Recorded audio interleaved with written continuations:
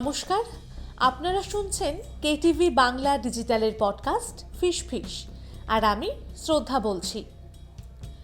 ঋতু বদলের এই সময়টাতে বাতাসে ছড়িয়ে পড়ে নানা ভাইরাস। চিকিৎসকরা বলছেন এই সময়টাতে adenovirus, rhinovirus, respiratory syncytial virus, এমনকি ইনফ্লুয়েঞ্জার দাপটও বাড়ে। দূষণের কারণে বাতাসের জীবাণুর সংখ্যা আরও বেড়ে যায়, তাই জ্বর, সর্দি, কাশি থেকে রেহাই পাওয়া কঠিন।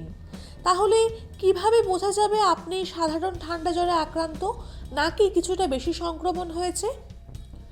লক্ষণগুলো সাধারণত শুরু হয় নাক বন্ধ হয়ে যাওয়া, গলা ব্যথা, নাক চোখ দিয়ে জল পড়া আর হালকা জ্বর দিয়ে।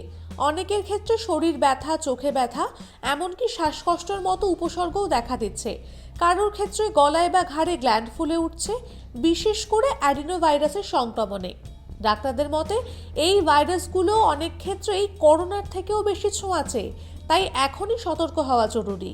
থুতু বা লালার সংস্পর্শে সহজেই ভাইরাস ছড়িয়ে পড়তে পারে, তাই যদি জ্বর বা কাশি থাকে অবশ্যই মাস্ক ব্যবহার করুন।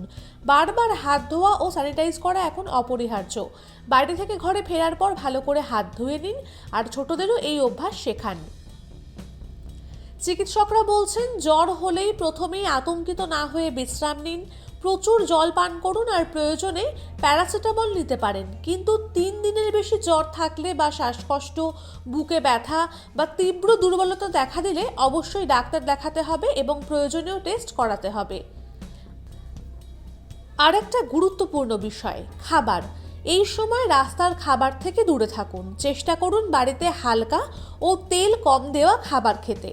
শরীরের রোগ প্রতিরোধ ক্ষমতা বাড়ানোর জন্য খাবারে রাখুন আমলকি, লেবু, কমলা লেবু, টমেটো আর সবুজ শাকসবজি। এগুলোতে থাকা ভিটামিন সি ভাইরাসের সঙ্গে লড়তে সাহায্য করে। শিশুদের ক্ষেত্রেও একই নিয়ম প্রযোজ্য। অনেকেই ভাবেন ফ্লু টিকা দিলেই সব সমস্যার সমাধান, কিন্তু চিকিৎসকের মতে সুস্থ শিশুদের ক্ষেত্রে প্রাকৃতিক রোগ প্রতিরোধ ক্ষমতাই সবচেয়ে বড় ঢাল।